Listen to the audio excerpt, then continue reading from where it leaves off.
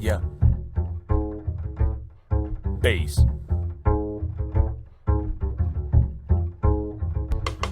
Turn up. Parents need more education options for their children.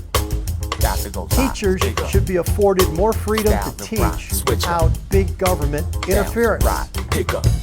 If we really want to make American education great again, the dollars to fund public education should follow the child.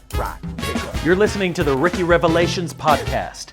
Here is your host, Richard Norman Rickey. Today's essay I've titled Sticks and Stones, but Words and Charlie Kirk.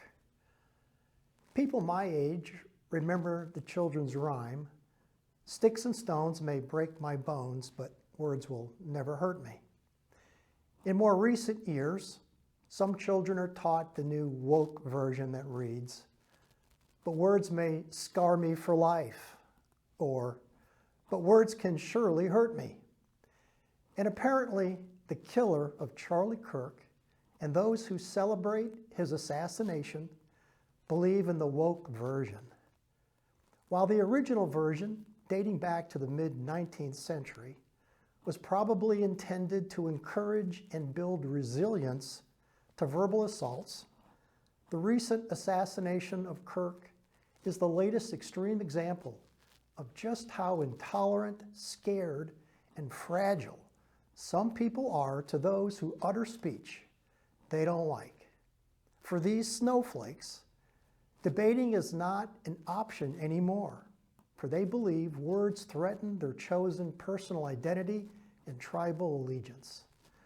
Now, I'm sure social media indoctrination and brainwashing has had something to do with this softening, but it's fool's gold to think we can find a democratic compromise on the most critical political issues we face as a country when so many in our midst are no longer capable or willing to debate with civility. Watching the Kirk Memorial Service at the filled to capacity 73,000 seat stadium in Arizona was both spiritual and concerning.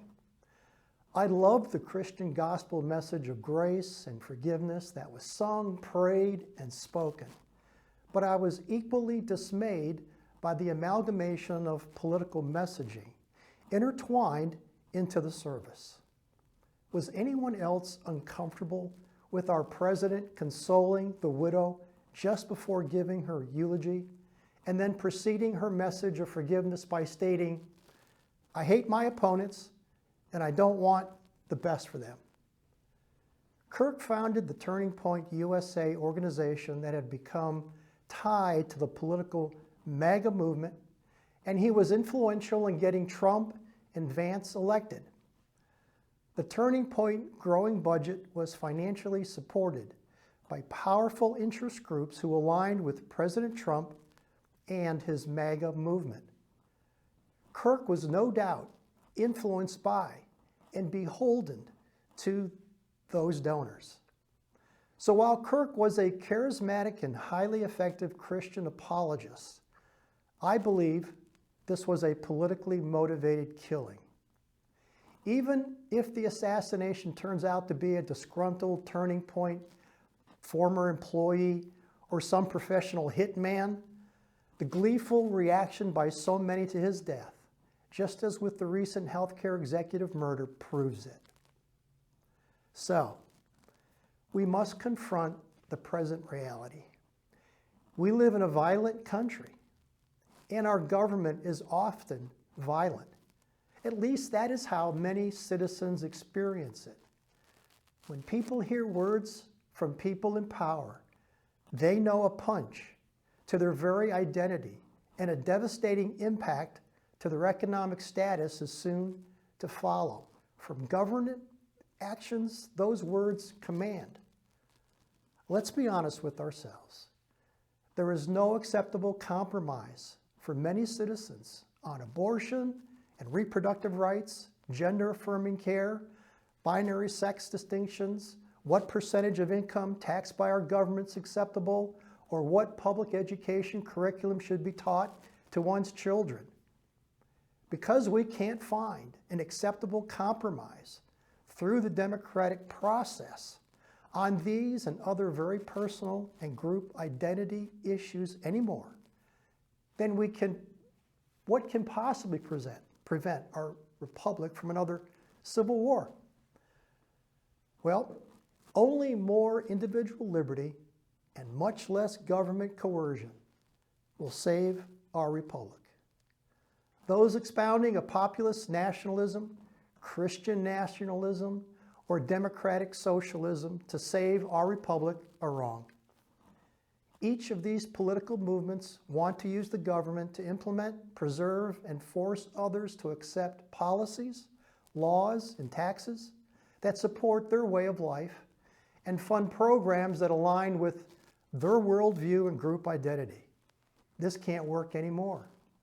For too many, when their own chosen personal identity, economic status, or tribal allegiance is perceived to be threatened by a government action, they are no longer just peacefully protesting. Now, the knives and the guns are out. I hope the Kirk assassination and the troubling reaction to it is a significant turning point in our collective history. Charlie Kirk wanted to debate ideas, and for young people with more conservative Christian values to have the courage to speak up.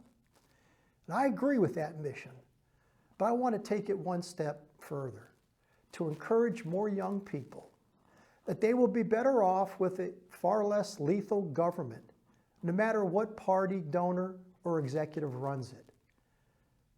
For the young people to have the courage to reduce the size of our government in the future, to become more self-reliant instead, to balance our federal and state budgets and get our military bases out of other countries, and leave other people alone to live as they choose, so long as they cause no physical harm to another fellow citizen's body or property.